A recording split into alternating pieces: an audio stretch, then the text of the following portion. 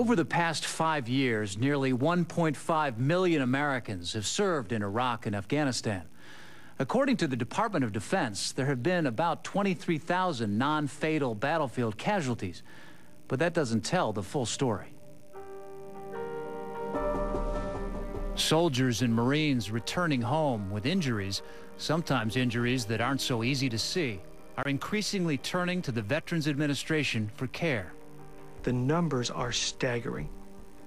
The impact of these two wars in Iraq and Afghanistan is devastating to the soldiers.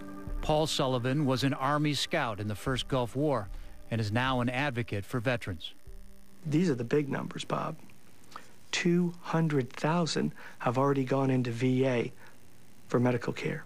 The official number is that there are only about 23,000 soldiers or Marines that have been injured in this war. What you have are two sets of books.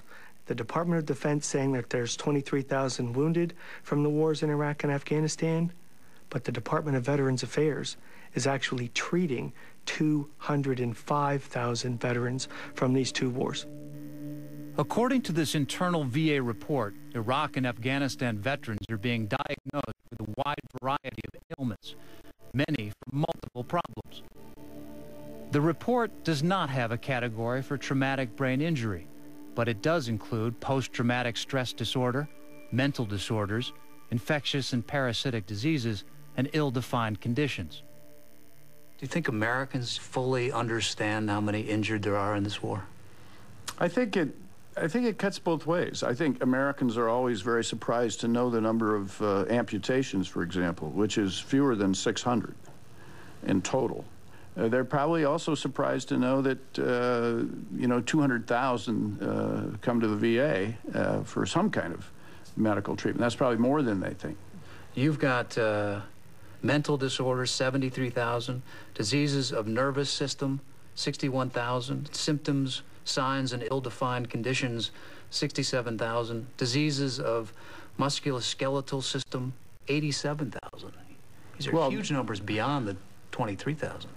A lot of them come in for dental problems. Others come in for a lot of the, the normal things that people have. We're providing their health care. Some, I suppose, are because of their service over there, but they weren't evacuated for that. But they got some kind of injury, some kind of problem because of the war. That's possible, yes. Officially, the Department of Defense says that 1,835 soldiers and Marines have a traumatic brain injury.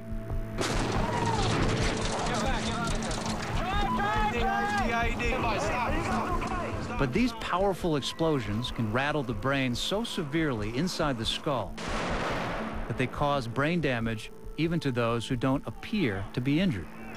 Because of the blast and explosion pressure waves, we're seeing a lot more of these closed head injuries, wounds you can't see.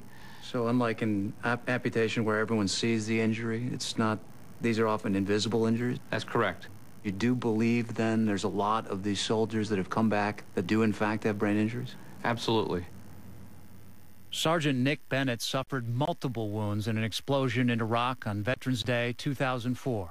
His head didn't appear to be injured, but he knew something was wrong.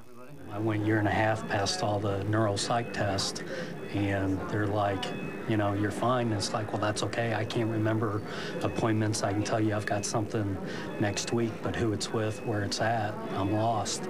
After pushing his local VA to be tested again, Sergeant Bennett was finally diagnosed with a traumatic brain injury last June. So how many months did it take for them to figure out that you got a brain issue? It was 1.5 years. A year and a half? They didn't know? Yeah, from November of '04 until... The Defense and Veterans Brain Injury Center, a project inside the Department of Defense, has been screening tens of thousands of returning servicemen at several military bases for unseen brain injuries. The Department of Defense releases few details of their findings, but data obtained by ABC News shows that at least 10% may have sustained a brain injury. How many soldiers do you think, in fact, have gotten brain injuries?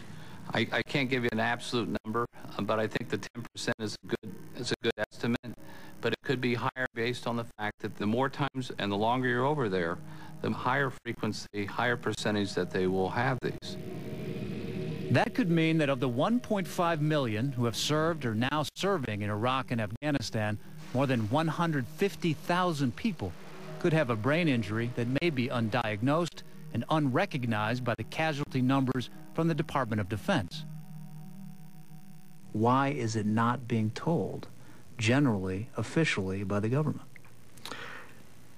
Sadly, Bob, what you have is the Department of Defense issuing gag orders. Gag orders?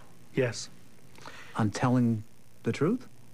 What the Department of Defense has told some of their staff is to not talk to the press. Why? Why? It's the cost. It's the impact for recruiting, retention, the impact of the public perception of how the war is going. The Department of Defense has said that this information is not being released for operational security reasons. While everyone who has symptoms of a brain injury may not need further treatment, the Defense and Veterans Brain Injury Center says that all returning soldiers should be screened so those who need treatment can get it. Today, that is not happening. There's a tremendous number of people who've served who are at risk for traumatic brain injury, and those are folks who could have been anywhere in the vicinity of a blast. And those numbers could be as high as 10% of all people who've served, and I think over time what we'll see is they're higher. Do you think as a nation we are ready to take care of all of our veterans that have come back?